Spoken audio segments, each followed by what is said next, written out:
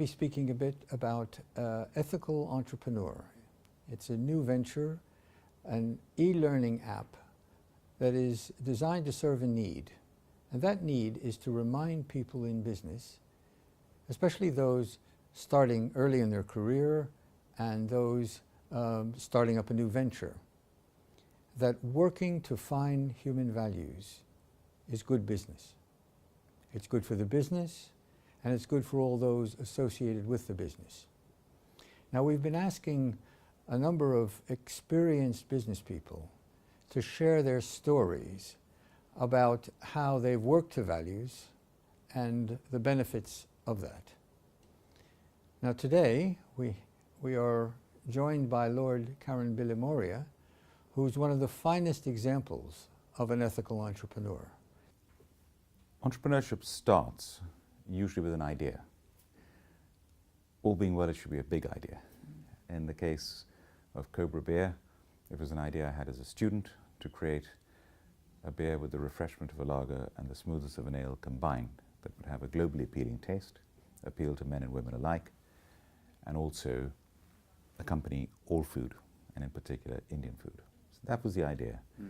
It's putting it into action. And I think every entrepreneur has to cross the credibility gap.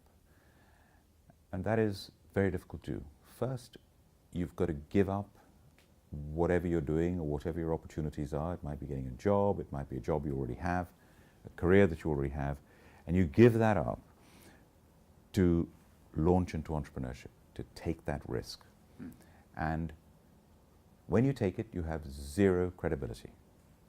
Nobody knows you, nobody knows your brand, nobody knows your product. So how do you convince people to supply you, buy from you, finance you, when you have no credibility?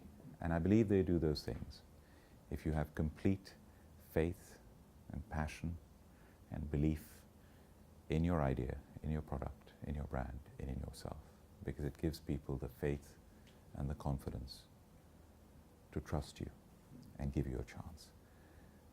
And that's a very key word, trust. Because when you start and you have nothing, you have no security or collateral to offer, a lot of the time people are taking a big risk in backing you, in financing you. And more often than not in the early days, it's done on trust. And when I started in business, an Indian businessman told me, young man, empires are built on trust.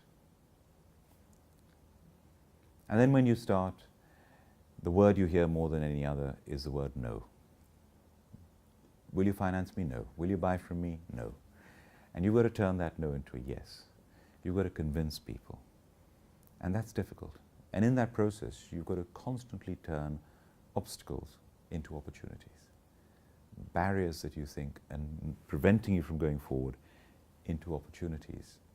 And one of those examples in our business is we started with the double-sized big bottle Cobra that nobody did in Britain. Nobody wanted because they were used to small bottles and draft beer. And the brewery refused to supply us with any other size. And it was a huge obstacle, but we turned that obstacle to an advantage to convert it into the authentic way beer is served in India, selling double the quantity in one go, encouraging people to share the beer with their meals, allowing waiters to leave the bottles and carry on and do other work. People at other tables seeing the bottles, not a bottle of wine, I'll try it, and it spreads like wildfire. And then you're a first mover when you've had the guts to turn that obstacle into an opportunity. And you fast forward now, where Cobra is a household name, and to this day, our biggest selling stock-keeping unit is the big double-sized bottle. And we're the first people to do it in this country, and we're still the #1 selling big bottle in all the supermarkets in the UK, although all our competitor brands now do big bottles.